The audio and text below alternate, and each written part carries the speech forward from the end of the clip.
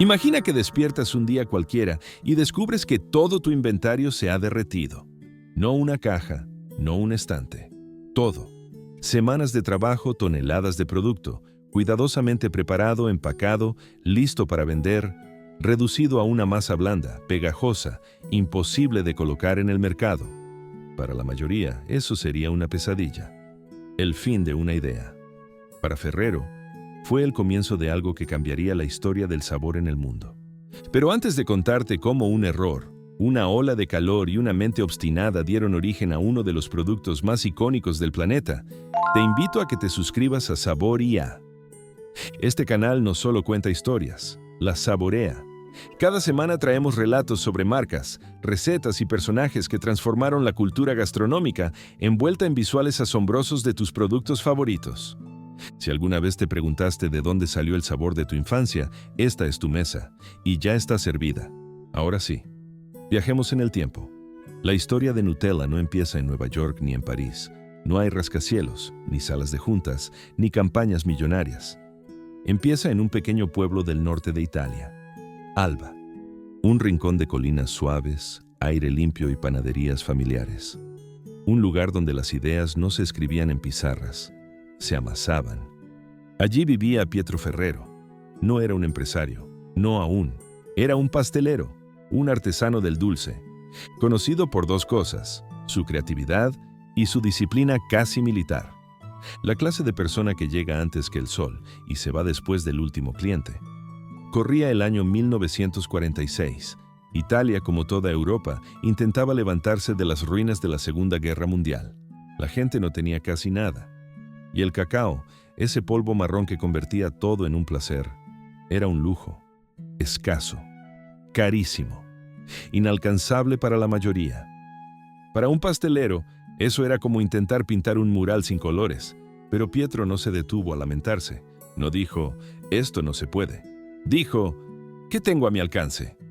Y la respuesta estaba justo allí, en su tierra, las avellanas piemontesas, pequeñas, baratas, pero con un aroma profundo, casi tostado, que invadía el aire cuando las molías. No eran un sustituto perfecto del cacao, pero eran algo, y a veces algo es suficiente para empezar una revolución. Y así, sin saberlo, Pietro Ferrero encendió la chispa que terminaría por cambiar el desayuno de millones de personas en todo el mundo. Pietro comenzó a experimentar, día tras día, noche tras noche. No había fórmulas mágicas ni laboratorios sofisticados, solo un pequeño taller, unas pocas herramientas y un hombre obsesionado con la idea de hacer algo dulce con lo poco que tenía. Molió las avellanas hasta convertirlas en una pasta aromática y densa. Le añadió azúcar, un toque de aceite y una pequeña porción de cacao, lo suficiente para darle ese susurro de sabor que evocara el chocolate sin depender de él. Lo que obtuvo fue una pasta marrón, sólida, compacta, intensamente dulce. No era chocolate, ni lo pretendía. Era algo nuevo, algo posible. La bautizó Jean Duhot, en honor a una tradicional figura del carnaval piamontés, y la vendía de forma simple, en bloques envueltos en papel que se cortaban con cuchillo, como si fuera mantequilla sólida.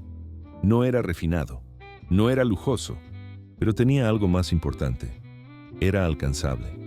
En una Italia marcada por la escasez, ese bocado se convirtió en un pequeño lujo al que muchos podían acceder.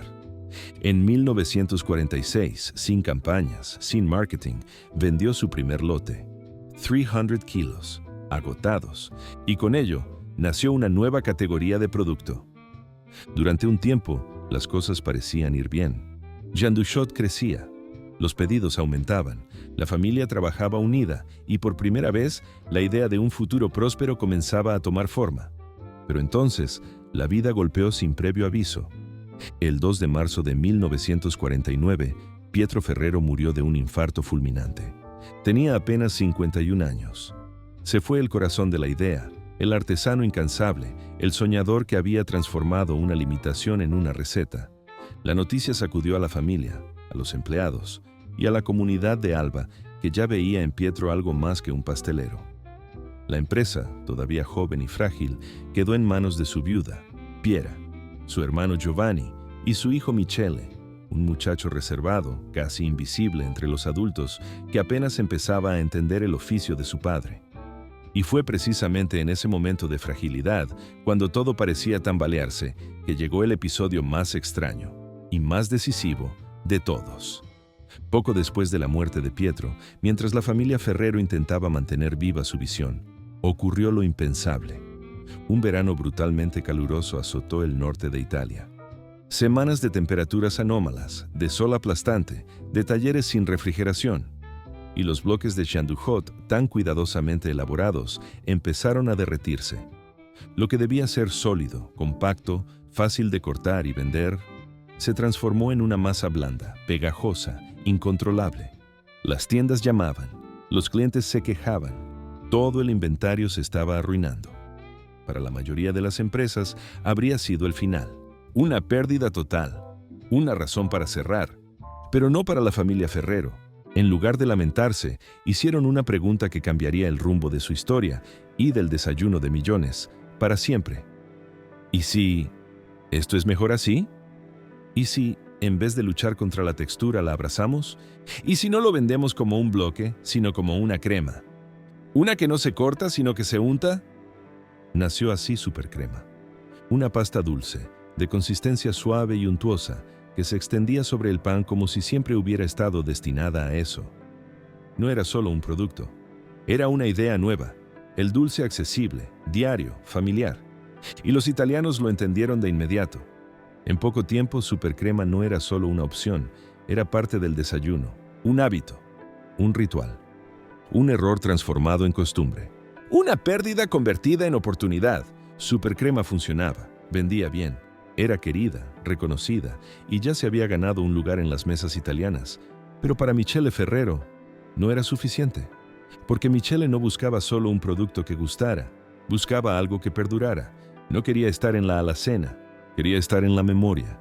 Él entendía que el sabor conquista el paladar, pero la identidad conquista el corazón. Y para eso no bastaba con tener una buena fórmula. Había que tener algo único, reconocible, inconfundible.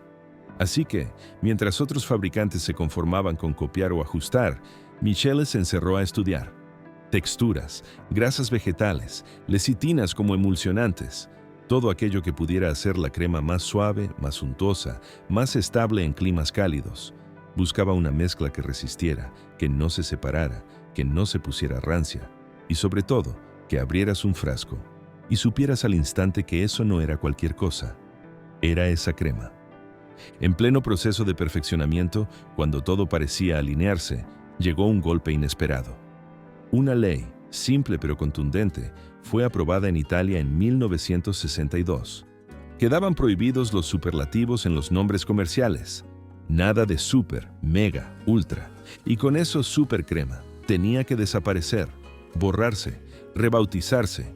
Un cambio que, en cualquier marca consolidada, sería como arrancar la etiqueta de un vino conocido. Un riesgo enorme. Porque los clientes no solo compran el producto, compran el nombre, compran la historia que ya conocen. Había que cambiar el nombre, y eso para una marca que ya se vendía bien era un riesgo enorme. Rebautizar un producto que funcionaba era como jugar a desarmar un reloj en pleno funcionamiento. Pero Michele Ferrero no era de los que se paralizaban ante un obstáculo. Convertir problemas en oportunidades ya era parte del ADN familiar. Y lo hizo otra vez. En 1963 registró un nuevo nombre. Simple, directo, sonoro, Nutella. Nut, por avellana. La, un sufijo italiano cálido, cercano, casi cariñoso. Nutella no sonaba como un invento industrial. Sonaba como algo que siempre había estado ahí. Algo familiar, sin ser aburrido. El 20 de abril de 1964 salió el primer frasco con esa nueva identidad. Y entonces ocurrió algo que pocas marcas logran. El nombre viajó bien. No necesitaba traducción, no se perdía entre idiomas ni necesitaba adaptaciones locales. Nutella sonaba igual en Italia, Francia, Alemania, España y en cualquier rincón donde llegara. Se podía pronunciar con cualquier acento, pero sabía igual en todos los idiomas. ¿Y tú? ¿Recuerdas la primera vez que probaste Nutella? ¿Fue en casa, en la escuela, en un viaje? Cuéntalo en los comentarios. Quizás, sin saberlo, también viviste tu propio accidente dulce. Ese pequeño frasco que había nacido entre la duda y la necesidad se convirtió en el corazón de toda la empresa Ferrero. No era solo el producto más vendido, era el símbolo de todo lo que representaban resiliencia, ingenio y una profunda conexión con la vida real de la gente. Mientras otras compañías alimenticias crecían con campañas masivas o laboratorios experimentales, Ferrero creció a través del paladar y la intuición. Y aunque con el tiempo llegarían otras joyas, los chocolates Kinder, las pastillas Tic Tac, el lujo accesible de Ferrero Rocher, ninguno de ellos existiría sin ese primer acto de fe llamado Nutella. Porque Nutella no fue un plan maestro, fue una reacción, una respuesta a la escasez, al calor, al miedo de perderlo todo. Y sobre todo, una prueba de que las decisiones valientes, incluso las improvisadas, pueden construir imperios. Michele Ferrero lo entendió desde el principio. Nutella no era solo un alimento, era una sensación, un recuerdo, una cuchara robada del frasco cuando nadie miraba, un pan untado en la infancia, una idea que trascendía el desayuno. Y así, esa crema marrón nacida en un rincón del Piamonte se preparaba para conquistar el mundo. En 1978, Nutella rompió la barrera continental. Por primera vez, su inconfundible sabor cruzó los límites de Europa, y la primera planta internacional abrió sus puertas en Australia. Desde allí, el mundo ya no fue un sueño distante, sino un mapa en expansión. Cada frasco hablaba un idioma universal, el del placer simple, el de lo cotidiano hecho especial. País tras país, continente tras continente, la crema nacida del ingenio italiano empezó a formar parte de las mesas, los desayunos y los recuerdos de millones de personas. Hoy, Nutella está presente en más de 170 países, se unta en baguettes francesas, se mezcla en postres asiáticos, se sirve en panqueques americanos, y sin importar dónde ni cómo, mantiene su esencia. Porque Nutella no es solo una crema, es un ritual global. Todo por una cadena de decisiones que en su momento parecían pequeñas. Elegir avellanas cuando no había cacao. Aceptar que un error podía ser una nueva forma de consumo. Renombrar un producto por obligación y convertirlo en una marca inolvidable. Nutella no nació perfecta. Nació insistiendo. Nació de mirar con inteligencia lo que sí había y de apostar sin miedo por lo que otros habrían descartado. Porque a veces las identidades más fuertes nacen del momento en que todo parecía perdido. Esta fue la historia de cómo Nutella pasó de la escasez a convertirse en un ritual mundial. Una historia que no comenzó con una gran inversión ni con tecnología de punta, sino con una pregunta simple en un pequeño pueblo de Italia. ¿Qué puedo hacer con lo que tengo? Descubrimos cómo Pietro Ferrero transformó una limitación en una oportunidad. Cómo un error se convirtió en costumbre.